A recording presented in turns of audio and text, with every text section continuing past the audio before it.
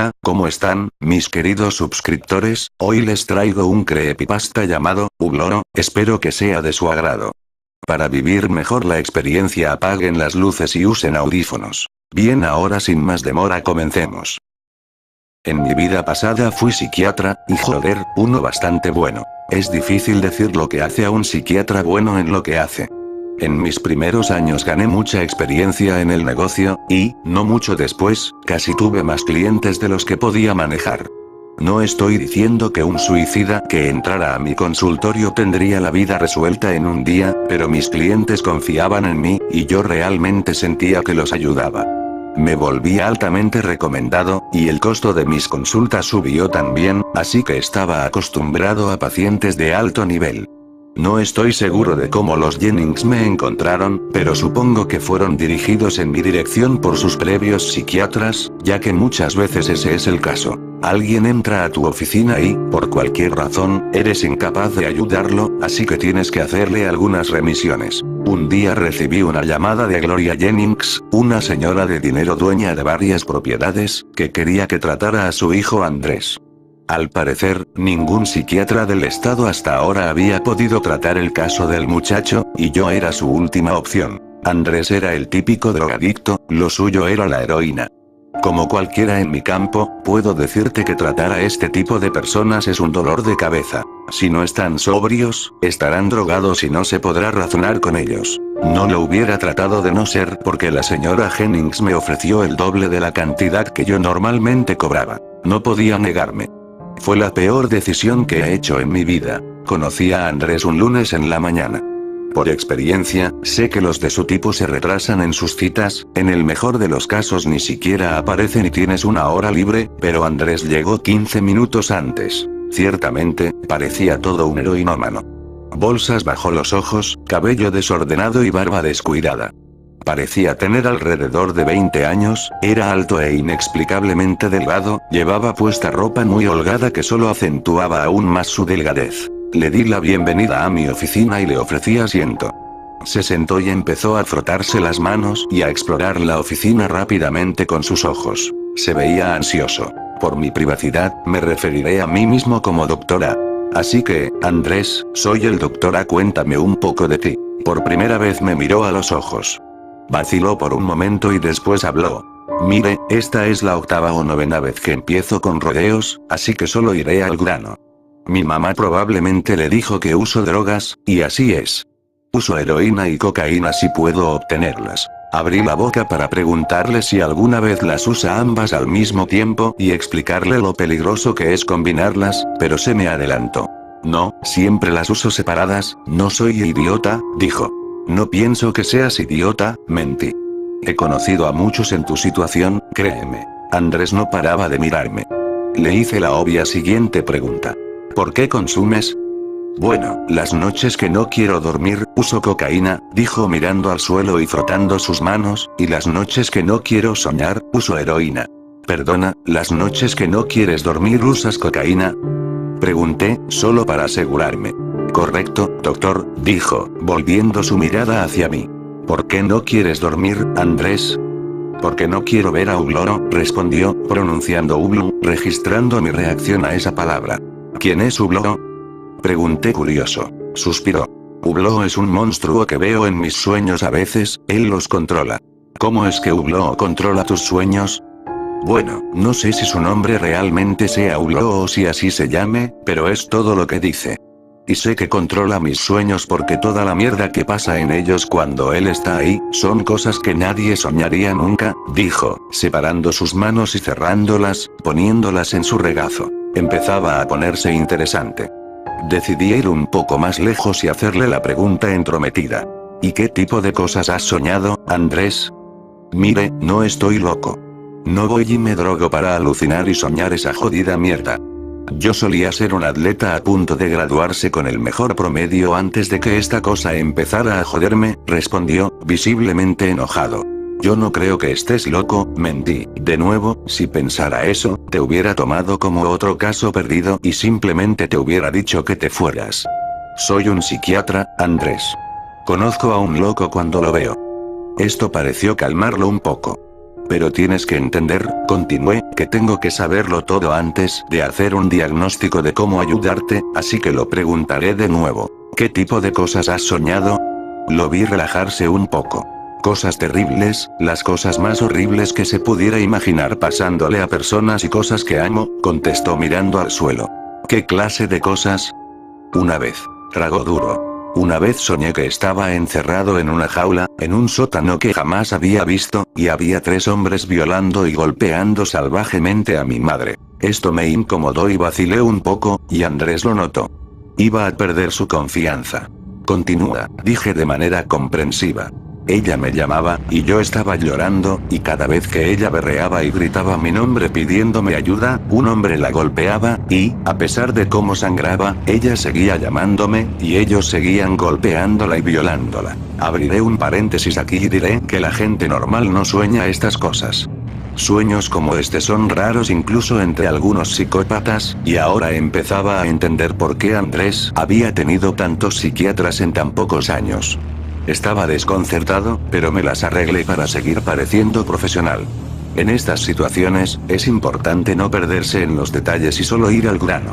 ¿Cómo sabes que Hublot estaba detrás de este sueño tuyo? Porque, al final de cada sueño, siempre lo escucho hacer ese puto sonido. Dijo imitando el sonido agudo, como de un animal pequeño. ¿Y siempre escuchas ese sonido? ¿Así es como te das cuenta de que controló tu sueño? Siempre lo escucho. A veces también lo veo, pero solo por un segundo, y después despierto. Ya veo. ¿Podrías dibujar a Hublot aquí, por favor? Le dije, acercándole un bloc de notas y una pluma. Al principio se veía confundido, probablemente porque me estaba creyendo, según él, cada palabra que decía. Agarró el bloc y comenzó a dibujar. Miré mi reloj, habían pasado 20 minutos, no estaba mal. Volteé a ver a la ventana, el cielo era de un azul muy claro. Escuché a Andrés dejar de rayar, y me volteé para recibir el bloc. Aquella imagen era perturbadora. La cosa tenía un largo hocico colgando, como la trompa de un elefante con una lengua saliendo de este. Su rostro carecía de rasgos faciales, a excepción de 2 largos ojos completamente negros que parecían verme directamente, a punto de salirse de sus órbitas. Tenía 6 extremidades y un torso delgado. Estaba encorvado, las rodillas de atrás y de en medio estaban un poco por encima de su cuerpo, obviamente podía hacerse mucho más alto si quisiera. Sus pies eran circulares con 6 apéndices saliendo de estos en todas direcciones, todas equidistantes unas de las otras. Las 2 piernas delanteras eran notablemente más largas, y tenía solo 2 dedos extremadamente largos en cada mano, ambos en las partes superiores de las manos y en la misma dirección. Un escalofrío recorrió mis hombros. No tenía ninguna característica peligrosa, como dientes o garras, pero aún así no podía evitar sentirme incómodo al examinarlo. Salí de mi estado de hipnosis y volteé a ver a Andrés, quien me miraba fijamente. Creí que ya tenía mi diagnóstico. Bueno, Andrés, creo que ya sé lo que está pasando. No parecía aliviado en absoluto. ¿Así? Dijo, monótono. Sí, creo que lo que ocurre es que tú tienes sueños, Luke. ¿Sueños lúcidos? Sí, yo pensé lo mismo, interrumpió. ¿Usted piensa que tuve alguna pesadilla traumática de esta cosa y ahora, cada vez que tengo sueños lúcidos, inconscientemente meto a esta cosa en mi mente, lo que provoca que se dé un escenario traumático antes de yo siquiera pensarlo? Raramente en mis 10 años de carrera me habían dejado sin palabras. Andrés me miraba con una sonrisa satisfecha, como si él supiera que eso era exactamente lo que yo iba a decir. Se lo dije, doctor, no soy idiota. Investigué todo sobre esto cuando empezó a pasarme. Es por esto que empecé a usar drogas, aprendí que los opioides pueden suprimir los sueños lúcidos y, al principio, lo hicieron, pero eventualmente halló una forma de seguir ahí, y entre más consumía, más duro luchaba por volver, así que traté de usar cocaína para mantenerme despierto, pero descubrí que no dormir solo lo hacía peor. Me mantenía despierto durante mucho tiempo, y empecé a tener microsueños. No sabía si estaba despierto o si estaba en un sueño, y él debió saberlo. Cuando apenas empezaba, todavía podía distinguir vagamente si era un sueño. Todos eran difusos a mi comprensión, pero cuando tenía cabezadas, los sueños eran increíblemente vívidos. Él aprendió, doctora, él aprendió que yo tenía más miedo de tener cabezadas, y desde entonces ha hecho cada sueño tan nítido como esos. Honestamente, no sabía qué decir. Pero Andrés estaba completamente loco, no era tan inteligente que estaba incubando su propia sanidad. ¿Cuándo fue la primera vez que soñaste con Ugloro? Fue justo después de la muerte de mi padre, dijo, mirando al suelo. Se suicidó, puso una bala en su cráneo cuando yo tenía 17. La noche después del funeral, soñé que estaba parado sobre su tumba mirando al pasto. Fue normal por un momento, pero después lo escuché gritar desde el suelo pidiendo ayuda, pidiéndome que lo desenterrara, pero yo no me podía mover, estaba congelado. Me quedé ahí y lo escuché retorcerse con fuerza en su ataúd, tan fuerte que el suelo cimbraba y yo escuchaba sus gritos de pánico y agonía, pero yo no me podía mover. Y luego lo escuché, Ugloro, y desperté. Me quedé ahí viéndolo durante un largo rato.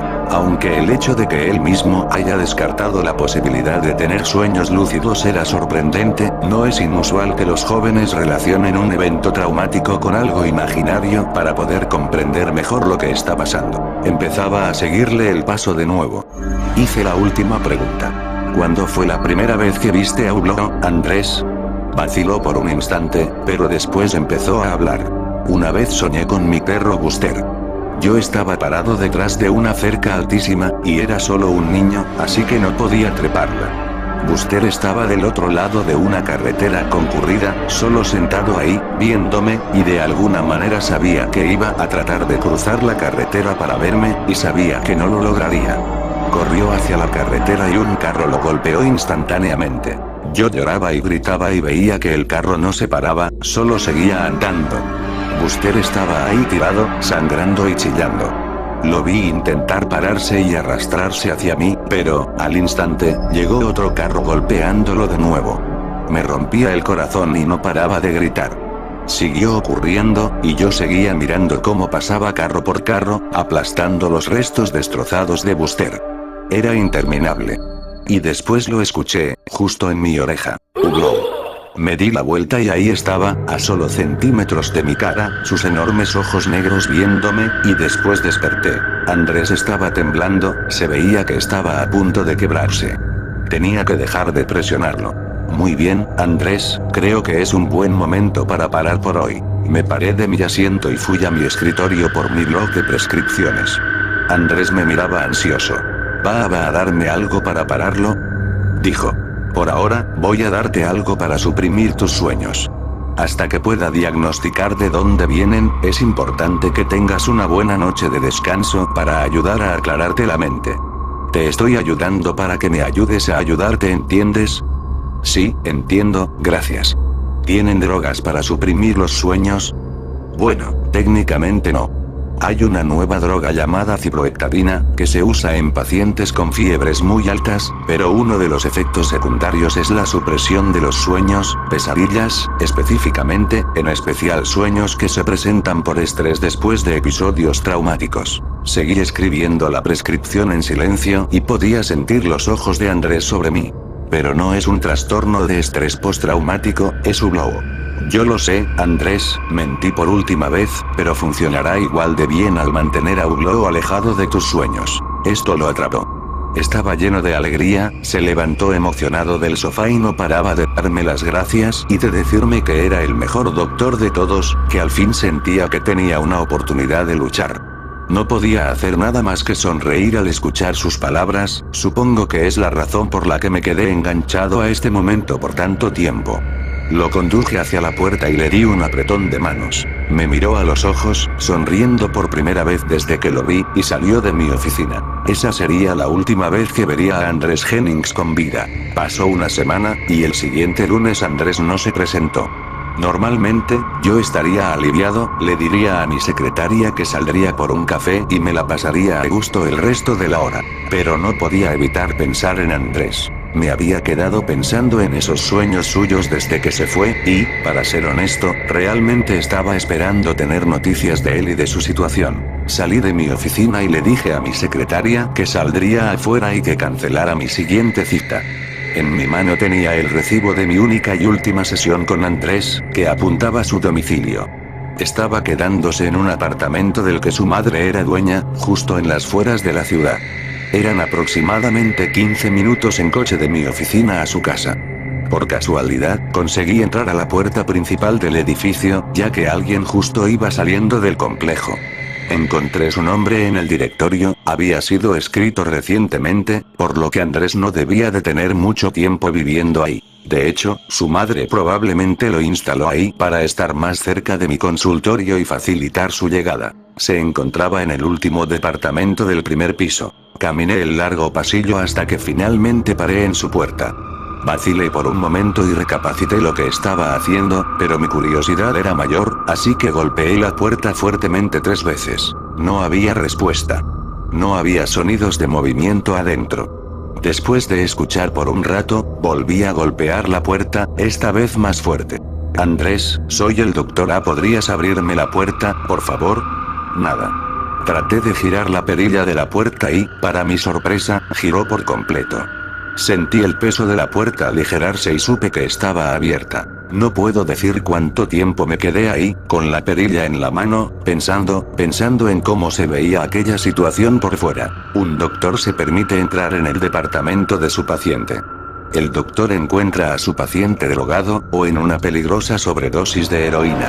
Pero, posiblemente, también sobredosis de la nueva droga que le prescribió el doctor mismo hace tan solo una semana. Dejé de divagar y tomé aire al abrir la puerta lentamente. Lo primero que noté es que las persianas estaban cerradas y no había luz, salvo por una lámpara que alumbraba tenuemente. Olía rancio y el ambiente se sentía muy encerrado, como si no hubiese ventanas en el departamento. En una pequeña mesa habían jeringas y cucharas junto a unas bolsitas pequeñas de plástico vacías. Caminé por la sala de estar, no había señales de Andrés. Había un pasillo justo detrás de la pared donde estaba el sillón. Tomé mi celular y prendí la linterna. Caminé lentamente por el pasillo, tratando de hacer por alguna razón el mínimo ruido posible, con el corazón latiéndome en los oídos. Había una puerta entreabierta justo a mi izquierda. Cuidadosamente, alumbré dentro de la habitación. Era el baño. Medianamente sucio, nada que no haya visto antes. No habían señales de forcejeo ni vómito en el retrete, nada que pudiera indicar una sobredosis. Dejé salir un pequeño suspiro de alivio y seguí mi camino por el pasillo. Solo había una puerta restante, al final del pasillo. Estaba entreabierta también, una puerta blanca con perilla plateada. Traté de buscar entre la oscuridad un interruptor. Aquellos apartamentos eran viejos, el interruptor debía de estar en el cuarto de Andrés, detrás de su puerta. Hacer aquello no se estaba poniendo nada fácil, y tragando mi saliva llena de nervios, comencé a caminar con sigilo hacia su puerta. Cada paso se sentía como 1 kilómetro, mis pies se sentían torpes y mis piernas pesadas. Para cuando llegué a la puerta, sentí que había pasado 1 hora. Me quedé aquí parado, solo viendo la puerta, hasta agarrar la perilla, levantar mi mano y golpear mis nudillos contra la puerta. ¿Andrés? Pregunté mientras golpeaba. La puerta se inclinó ligeramente hacia adentro. A través de la abertura de la puerta pude notar el contorno de una persona, y abrí la puerta completamente. Andrés estaba sentado en el suelo, apoyado en la pared. Su piel pálida y blanca, sus ojos verdes viendo directamente a la puerta por la que acababa de entrar. Me quedé en shock. Era la primera vez que veía un cadáver fuera de su ataúd. Se veía tan vacío, sin vida. Noté sangre en la alfombra, sus uñas estaban esparcidas y ensangrentadas alrededor del suelo. Mi vista se nubló y todo a mi alrededor parecía temblar. No sé cómo logré tantear la pared y encontrar el interruptor. Lo encendí, y luego lo vi. El fin es el comienzo. Las letras estaban profundamente talladas en la pared al lado de él. Justo después de leer aquello, un olor penetrante chocó contra mis sentidos, un olor pútrido y repugnante. En ese instante, caí en cuenta. Hasta ese momento, todo lo veía como algún tipo de ilusión, pero me di cuenta de todo lo que estaba pasando vívidamente y sentí las náuseas más asquerosas que he sentido en toda mi vida. Corrí a toda velocidad al pasillo y vomité al instante. Estaba encorvado aún vomitando cuando una anciana de unas puertas más adelante abrió la puerta, y al verme se llevó la mano a la boca sorprendida. «Llame a emergencias», le grité. La escuché dar un portazo y correr adentro de su departamento. Yo traté de llegar al vestíbulo, parando cada tanto para tomar aire. Mis mareos eran insoportables, no podía creer lo que estaba pasando. Cuando llegaron los paramédicos, lo declararon muerto en la escena. Debieron de estar acostumbrados a este tipo de cosas, porque no parecían estar afectados en absoluto. Declaré ante la policía y les dije que era un paciente mío y que pasé a checarlo. No parecían sospechar de mí, y me dijeron que si necesitaban algo más me llamarían. Les dejé mi tarjeta de presentación y caminé hacia mi carro. Mientras arrancaba, vi un carro derraparse velozmente en el aparcamiento y a una mujer salir de él. Era la señora Jennings. Corrió hacia la entrada, unos oficiales la detuvieron y ella lloraba a gritos. «Es mi bebé». «No, por favor, Dios, no», gritaba desconsolada. Forcejeaba con fuerza contra los oficiales. Miré la escena lo poco que pude soportarla y manejé hacia la avenida. Paré en la licorería, compré una botella de whisky y manejé hasta mi casa. Me senté en el sillón y bebí en silencio por un largo tiempo. Después de un rato, prendí la tele en el canal de deportes y pedí algo de comida, pero cuando llegó no conseguí comer ni un bocado. Tenía una sensación muy extraña, tenía un vacío en el estómago y me sentía enfermo. Para cuando me terminé la botella, se estaba haciendo tarde. Me puse de pie y caminé hacia mi habitación. Me quité los zapatos y me eché en el colchón. Estaba ahí, recostado, pensando en Andrés, en su cuerpo pálido y sin vida arrinconado en la esquina del cuarto, viéndome fijamente con sus ojos verdes, sobre su último mensaje, el fin es el comienzo, retumbando en mi cerebro que trataba duramente de comprenderlo. Mis pensamientos se ralentizaban y mis párpados se hacían más pesados. El fin es el comienzo resonaba en mi cabeza, una y otra vez. Estaba a punto de quedarme dormido cuando lo escuché. De ningún lado y de todas partes a la vez. Afilado como navaja, suave como el agua. Uglow.